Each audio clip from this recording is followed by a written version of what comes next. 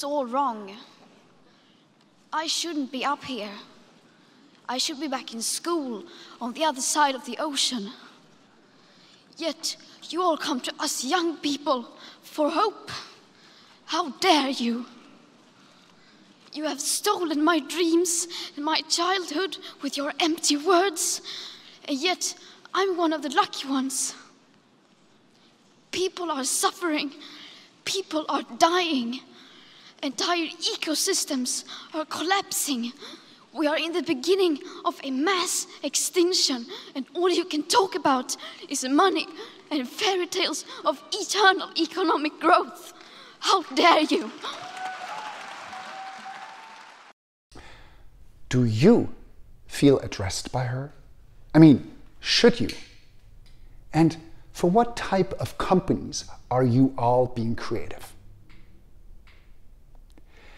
I think creating cool products and services is no longer good when the world is on fire because of climate change, because of increasingly divided societies, because of technology undermining our humanity instead of nurturing it. I mean, how much more of the same do you really need? Do we really need the next food delivery app? Do we really need a smarter electronic toothbrush, faster cars, even if they're electric? Is it about unicorns, or are we talking about zebras? So what? You could all say, right? I mean, is there any pragmatic solution to this? Now imagine me holding two different types of potions in my hand.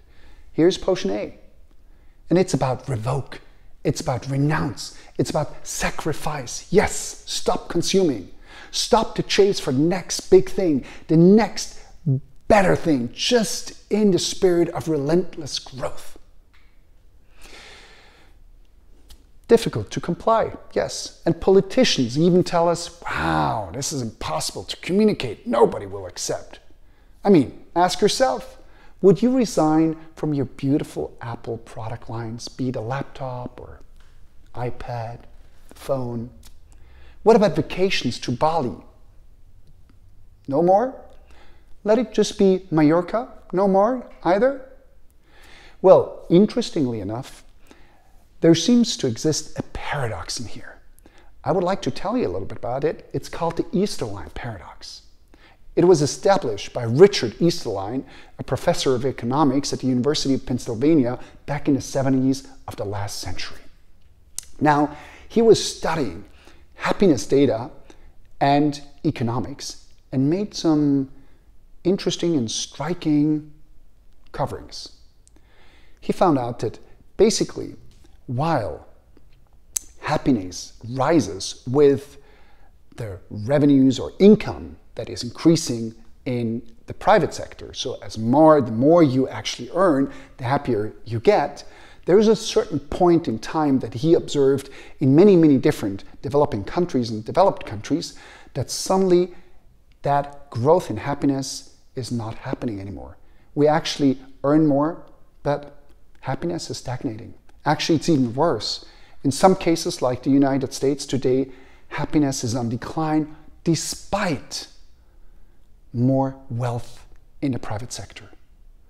Wow, right? And even in countries that are in transition from a socialistic into a capitalistic system, this is being observed.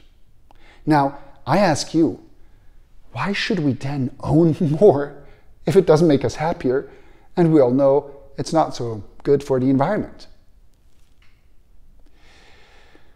This was potion A. Now comes here potion B, right? The different one. It's about let's innovate even more because damn, there must be a technological solution to the problem, right? And of course you're right, because let's look back 200 years in history of innovation in the making. I mean, life expectancy, for example, has soared in the last 200 years from just under 30 years to almost 80 years. And that's great, right? So we live longer, better than ever before. We endure less hunger than ever before. We have less poverty than ever before. We share more knowledge than ever before.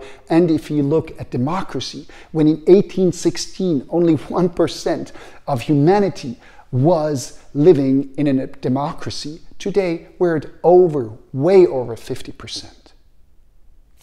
Now, at the same time, unfortunately, we built up a huge legacy, a negative legacy, because while the global population was soaring 10 times in its size, we slashed biodiversity on this beautiful planet by half. Furthermore, energy consumption right now is heavily on the rise, and we all know it has fatal effects on our climate. Now, all this because we were so damn successful in innovation and technology. And guess what? Also, Potion B has an explanation to give you here. It's called the rebound effect. I would actually also call it a paradox. Why?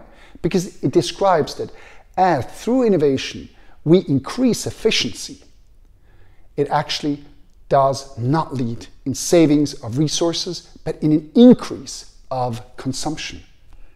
As I told you, paradox, crazy, right? But just think about it.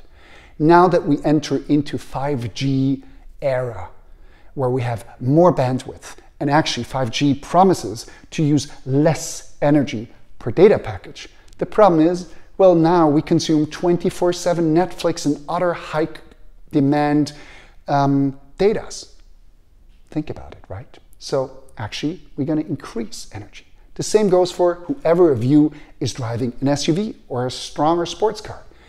Despite that engines have become much more fuel efficient, the problem is that we're using bigger cars because now we can afford them. It's not that we go for the small, super efficient cars. We go for the big one. And this is the rebound effect. Ask yourself, who of you has been advertising cars? And who has been putting her or his energy into projects about efficiency? That sounded so cool. But when actually it all was about the rebound effect. The problem is not consumption per se. The problem is consumption with the winner-takes-all mentality, capitalism without accountability. Oh God, I think this demands for a short musical interlude.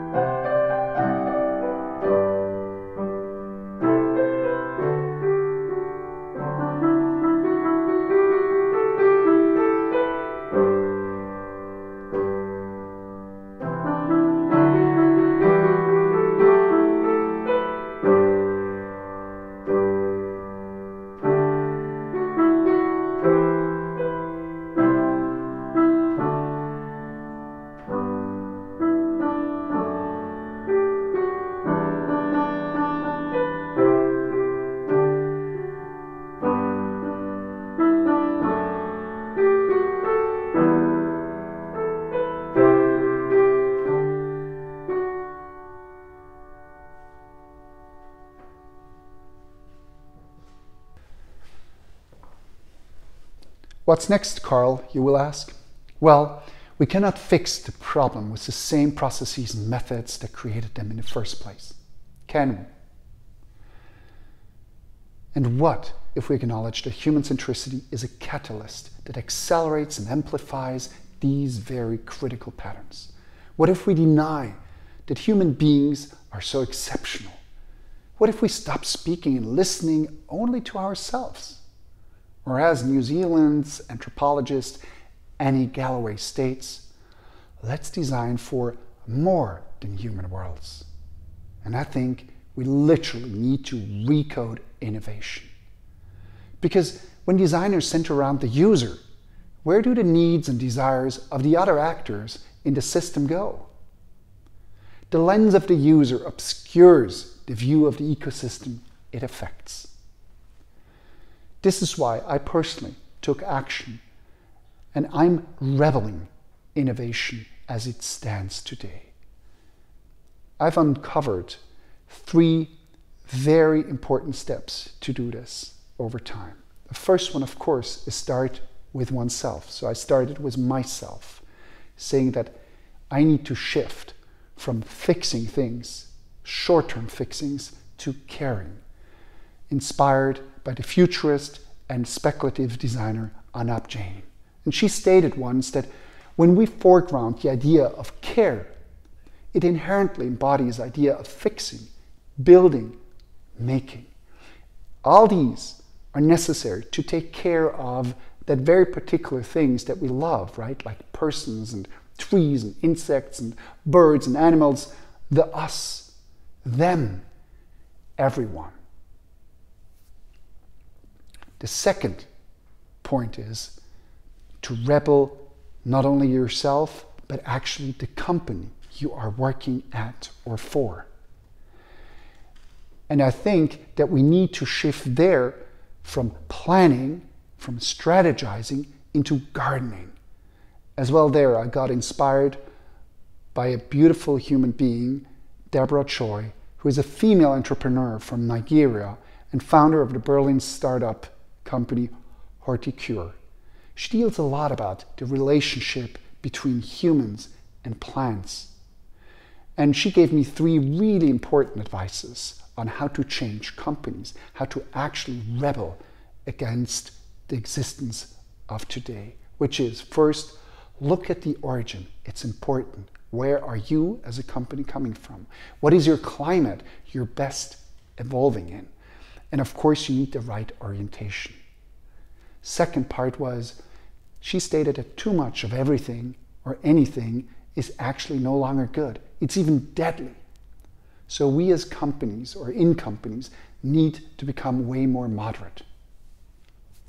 Lastly, important is to consider rest as an essential source for growth, not weakness. The third big step or level to rebel innovation is actually to rebel your clients and the projects you're working for or on. And it's actually the essence of recoding innovation, because we have to switch and shift our minds from innovation to resurgence. And there I got inspired by the sound ecologist Matt Mickelson, a person that goes into the woods, into nature, and just quietly listens and records the vanishing sounds of nature. And he described to me that we need to focus less on endless growth and more on cyclical forms of nurturing, of growing, and yes, also dying and renewing.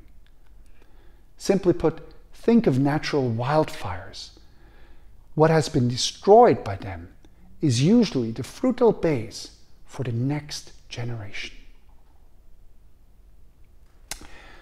Going back to Greta, we dared to open the box of Pandora. I think let's recode innovation. Because as we shape next generation businesses and business practices, it would be a mistake not to consider that we are the last generation with the agency to save human mankind from the climate catastrophe. Thank you all for tuning in. Now go on, be a rebel.